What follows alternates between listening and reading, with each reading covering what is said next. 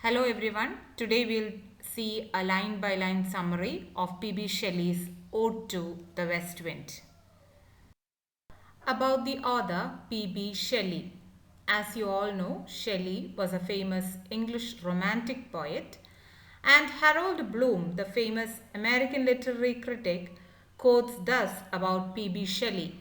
He was a superb craftsman, a lyric poet without rival, and surely one of the most advanced skeptical intellects ever to write a poem. So that summarizes the worth of P.B. Shelley in a single line. Ode to West Wind, To a Skylark, Alaster, Prometheus Unbound, etc. are his major works. Now, what is an ode? Ode is a lyric poem, typically one in the form of an address to a particular subject, written in a varied or irregular meter. It's a classical poem originally meant to be sung. So now we are going to a line by line analysis of the poem Ode to West Wind by P.B. Shelley. I suggest all of you to have a copy of the poem in hand. Just read the stanza as and when it comes and then go on to the explanation of the stanza. So first I'll read the stanza 1 first. Okay. O wild west wind, thou breath of autumn's being, thou from whose unseen presence the leaves dead are driven like ghosts from an enchanter fleeing. Yellow and black and pale and hectic red, pestilence-stricken multitudes, O thou who chariotest to their dark wintry bed. The winged seeds where they lie cold and low, each like a corpse within its grave, until thine azure sister of the spring shall blow her clarion over the dreaming earth and fill the driving sweet buds like flocks to feed in air with living hues and odors, plain and hill. Wild spirit which art moving everywhere, destroyer and preserver, hear, O hear. So the poem thus goes the first stanza. The poem is an address to the west wind. The poet is addressing the west wind. The very first line, the poet addresses the west wind as, O wild west wind, thou breath of autumn's being. The poet calls the west wind as the breath of autumn's being. Though from whose unseen presence the leaves dead are driven like ghosts from an enchanter fleeing. The west wind's unseen presence drives the dead leaves like ghosts. Just like as if the ghosts are driven by an enchanter, wild west wind drives the dead leaves. Okay. The poet refers to wild wind as both a preserver and destroyer of life. Now he goes on to explain about the dead leaves the west wind is carrying. Yellow, black and pale and hectic red. It has innumerable number of colors, or it's multicolored rather. Okay, the leaves are referred to as pestilence-stricken multitude, like poverty-stricken people. The leaves are dead, decayed and multicolored. Okay, the west wind scatters away the dead and decayed leaves and also does one more thing. It carries the winged seeds to deposit them in the dark wintry bed. These winged seeds will remain there till the wind of spring comes. Okay, the winged seeds will lie there cold and low like a dead body, like a corpse in its grave until the wind of spring comes. The winged seeds get life in the season of spring, filling the air with the smell of a healthy, rejuvenated house. The west wind, which seemed a destroyer, is actually a preserver of life.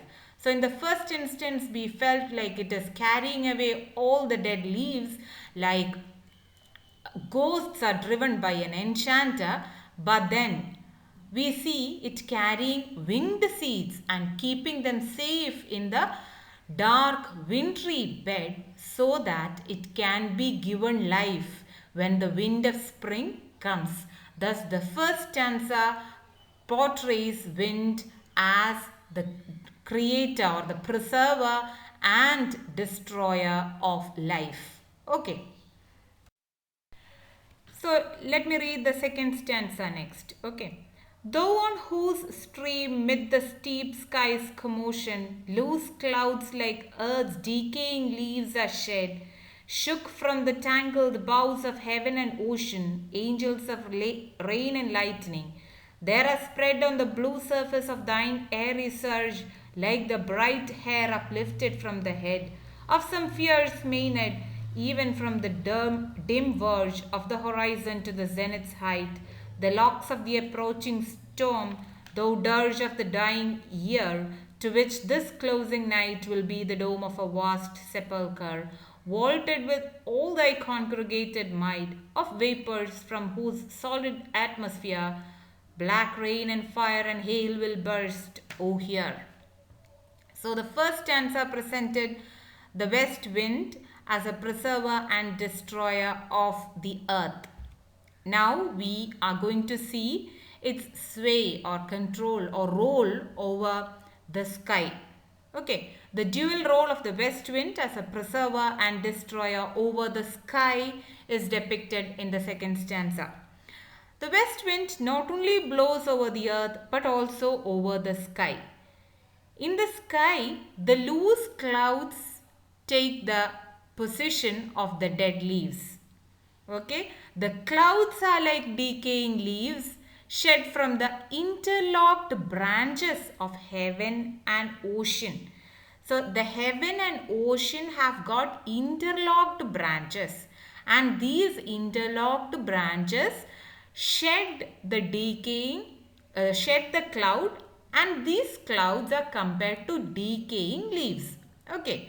The reference here is to the water vapor from the ocean which have risen up and formed the clouds. Okay. Shelley refers to the clouds as angels of rain and lightning. Angels of rain and lightning. In the first instance, he compares them to decaying leaves, and then he goes on to say that they are the angels of rain and lightning. Okay, the scattered clouds look like locks of hair of some fierce Maenad. There may be an upcoming storm. So this may be an indication. There are clouds in the sky. There is a west wind. So there is an indication that there may be a storm coming up. The noise of the wind is the funeral song of the dying year. Of the dying year, to which this closing night will be the dome of a vast sepulchre, vaulted with all thy congregated might. So the noise of the wind is the funeral song of the dying year. The west wind is said to sing a dirge or a funeral song mourning the death of the year. The night becomes the tomb of the dying year. Okay, there is a dying year, night is the tomb of the dying year, and west wind is singing a funeral song mourning the death of this dying year. Okay, hope it's clear. The accumulated might of the vapors may result in a rain, fire and hail. So there is an upcoming storm or a rain or a fire or a hail that is yet to come because of this huge strength of the accumulated vapors. Okay, so in the second stanza we saw the influence of west wind over the sky. In the sky, the loose clouds take the role of the dead leaves. The loose clouds are like decaying leaves shed from the interlocked branches of heaven and ocean. There may be an upcoming storm. Then the dying year is the night is the tomb of the dying year, and west wind is singing a funeral song mourning the death of the dying year. So that's all in the second stanza. And so there is, because of this accumulated might of the vapors, because of the so much immense strength of the vapors, there is chance that it may result in a fire, a hail, or a rain. Okay. Now moving on to stanza 3. Thou who didst waken from his summer dreams the blue Mediterranean where he lay, lulled by the coil of his crystalline streams, beside a pumice isle in Bay's bay, and so in deep old palaces and towers quivering with the waves' intenser day, all overgrown with azure moss and flowers, so sweet the sense faints picturing them. Thou for whose path the Atlantic level powers cleave themselves into chasms, while far below the blooms and the oozy woods which wear the sapless foliage of the ocean know thy voice and suddenly grow grey with fear and tremble and despoil themselves, O here. So in the first stanza, we saw the influence of west wind over the earth. In the second, we saw its influence over the sky. And in the third, we are seeing the influence of west wind over the sea. Okay, as a preserver and destroyer over the sea. The west wind awakens the Mediterranean from its summer dreams. So the Mediterranean is in its summer dreams, and west wind is slowly awakening it. The Mediterranean, how did it sleep? The Mediterranean was lulled to sleep beside an island of pumice stone in Bay's Bay by the streams that fall into the sea. The streams that fall into the sea has lulled it asleep, lulled the Mediterranean asleep, and now it's the west wind that is slowly awakening the Mediterranean from its summer dreams. Okay. Old palaces and towers adorn the shores of the Mediterranean. So in its sleep, Mediterranean is viewing that old palaces and towers, okay, adorning the shores of the Mediterranean. All of them are submerged in water now. None of them are there now. Every one of them is submerged in water. The remains of these palaces are underwater now, and so they are covered with mosses and flowers. Okay. This is a very beautiful scene. The scene is so sweet that the sense faints on picturing them.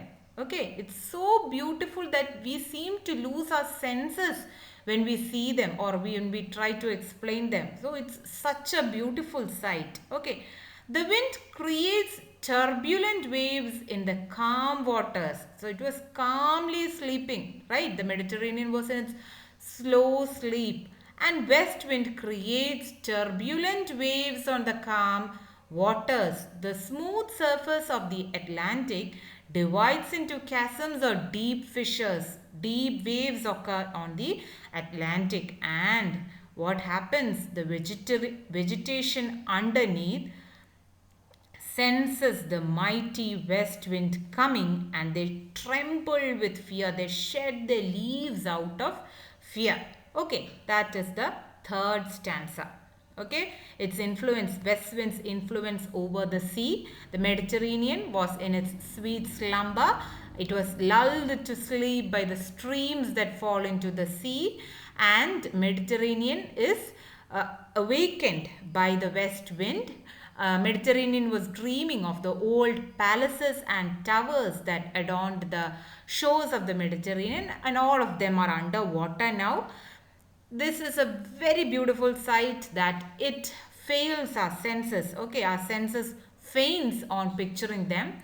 Then the west wind creates turbulent waves on the calm waters. The waves are so turbulent that the vegetation trembles and sheds off its leaves out of fear.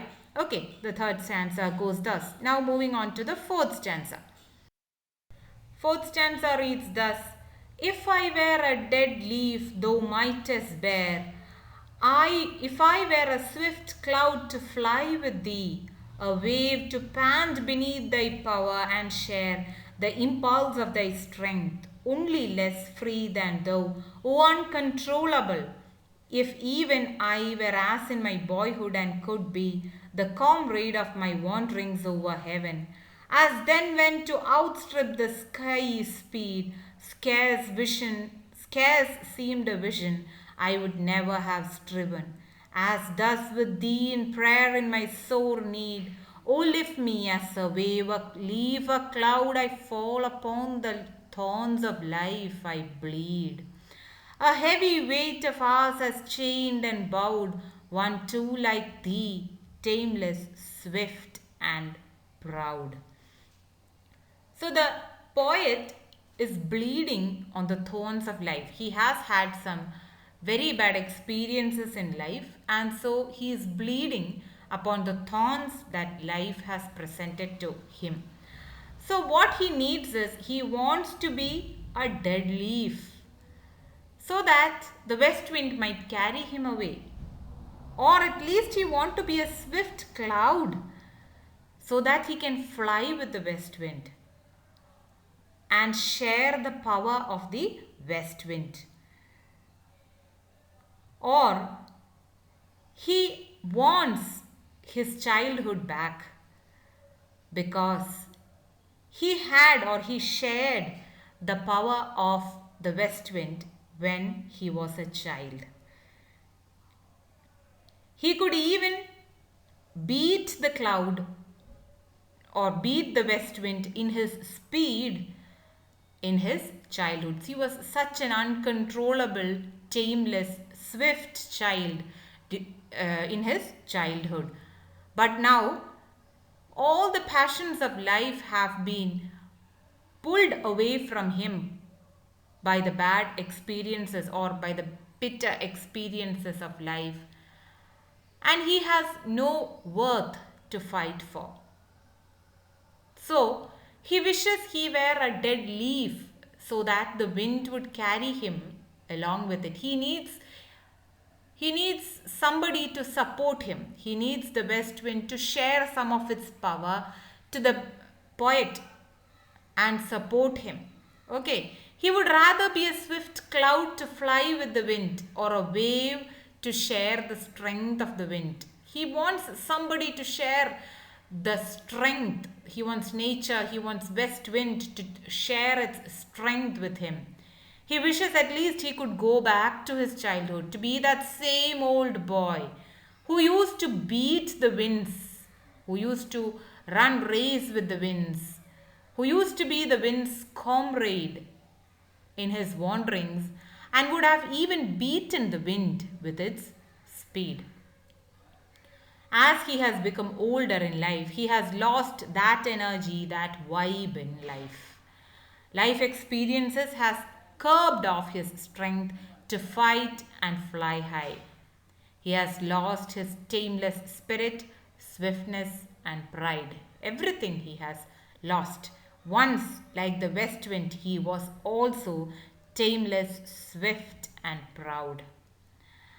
So he is asking the west wind to lift him up as a wave, a leaf, a cloud, because he is falling upon the thorns of life and he is bleeding badly.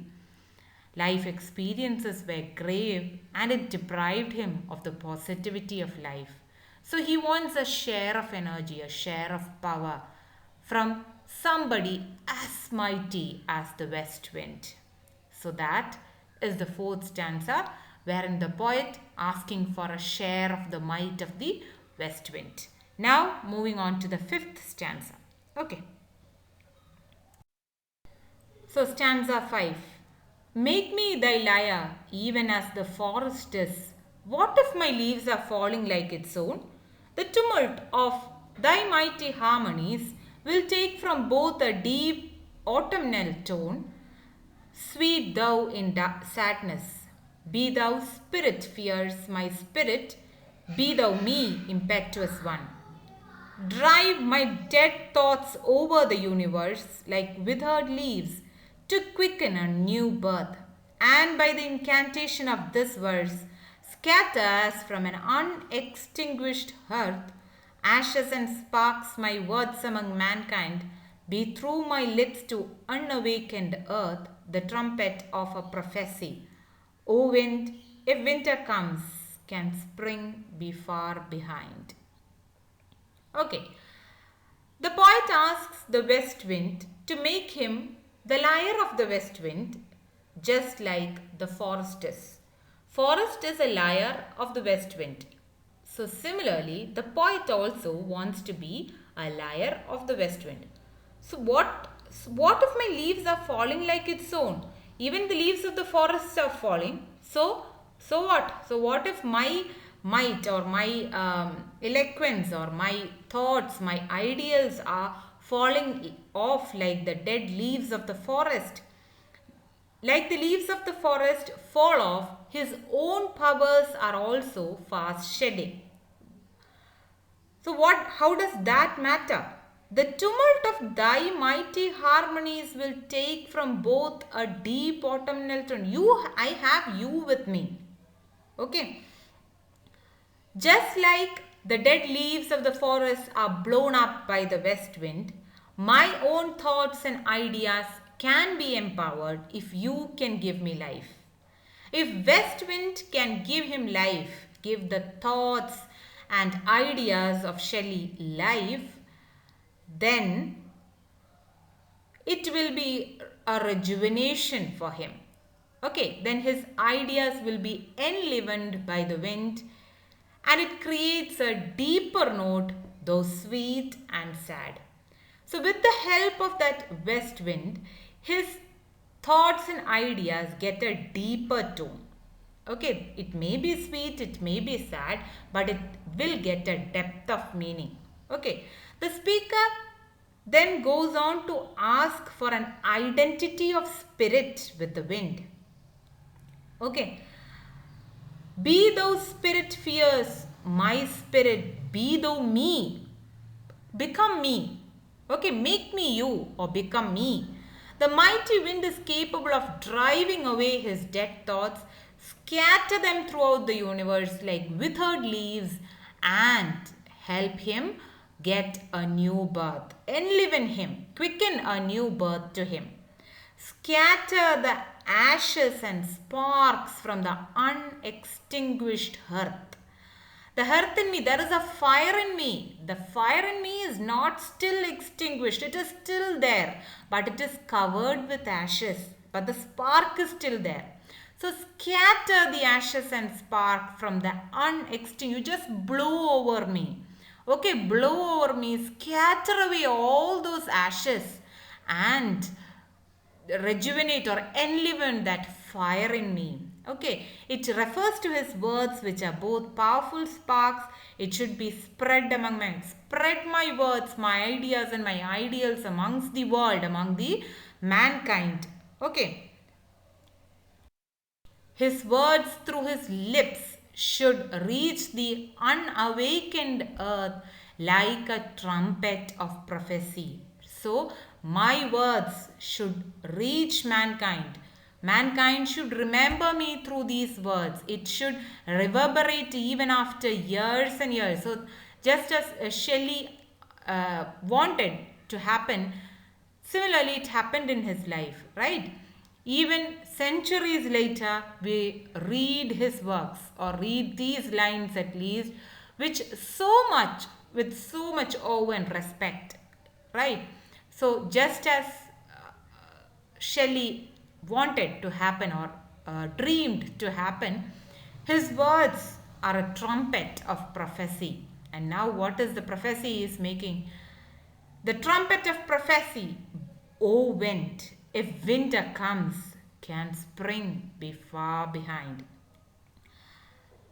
So let life blow me down with all the harshness, just like the winter is doing to the earth. Let all those that is negative happen to me. But I know one day the cheerfulness, the brightness, the energy, the vibrance of the spring is soon to come. Okay, the winter will pass away. Winter is not permanently going to control, to establish its sway over the earth. One day it should fade off and it should give path to the spring, the most beautiful, the awesome, the bright, the cheerful, the energy.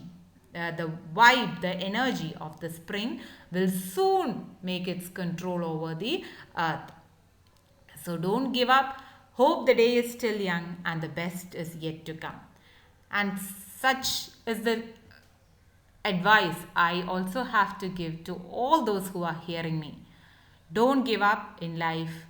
The day is still young, you are still young, there is still scope for improvement. The best days are yet to come. All the very best. Hope you had a nice time discussing the Ode to the West Wind along with me. So that's all for the day. Thank you. If you like the video, do mind to share, like and subscribe, and also comment below for those topics you want me to discuss. Thank you.